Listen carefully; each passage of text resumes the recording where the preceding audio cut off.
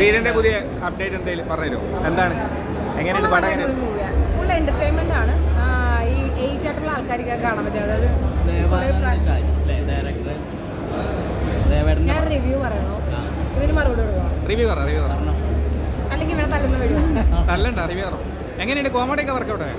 Comedy ഒക്കെ വർക്കൗട്ടാണ്. നല്ല രസമുണ്ട് കാണാൻ. ഞാൻ പറഞ്ഞില്ലേ മനോജ് കെ സാറൊക്കെ എന്താ പറയുക, വിനീത് സാറൊക്കെ എന്താ പറയുക കലക്കിട്ടുണ്ട്, തിമിർത്തിട്ടുണ്ട്. നമ്മളെ പണ്ടത്തെ കോമഡി ആർട്ടിസ്റ്റ് ഒക്കെ തിരിച്ചു വന്നല്ലോ, മറ്റേ ജഗദീഷ് ചേട്ടൻ. അപ്പൊ എങ്ങനെയുണ്ട് അവരുടെ ഒക്കെ കംബാക്ക് കോമഡിയില്? എന്റർടൈൻമെന്റ് ആണ്. എന്താ പറയാ നമ്മ ഫുൾ എന്റർടൈൻമെന്റ് ആണ്. അവരെ കോമഡി ഒക്കെ പണ്ടത്തെ രീതിയിലേക്ക് പോയല്ലോ തോന്നിയ?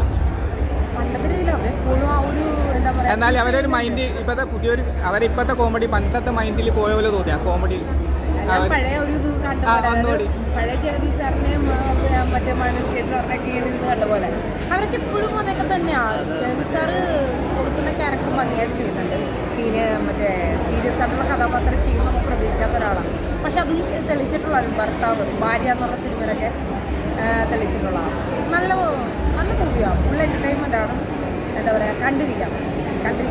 ഓഡിയൻസിന് ഇഷ്ടപ്പെടും അല്ലേ? ആൾക്കാർ ഓഡിയൻസിന് സപ്പോർട്ടുള്ളതിന് പേരല്ലോ ഒരുമിച്ചിരിക്കുന്നേ. ഓഡിയൻസ് ആ തിയേറ്റർ മുഴുവൻ ചിരിക്കണായിരുന്നില്ലേ.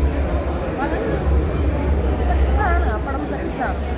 കാരണം എന്താണെന്നറിയോ, എന്റർടൈൻമെന്റ് മൂവിയാണ് കൂടുതൽ ആൾക്കാർ ഇഷ്ടപ്പെടുന്നത്. ആക്ഷൻ മൂവി, റൊമാൻറ്റിക് മൂവി ഒക്കെ കാണുന്ന ആൾക്കാരാണ് എന്റർടൈൻമെന്റ് കൂടുതൽ ഇഷ്ടപ്പെടുന്ന ആൾക്കാർ. കാരണം കുറച്ച് മെന്റൽ പ്രഷറൊക്കെ കുറക്കാൻ സിനിമ സഹായിക്കാറുണ്ട്. ഈ മൂവി അങ്ങനെയുണ്ട്.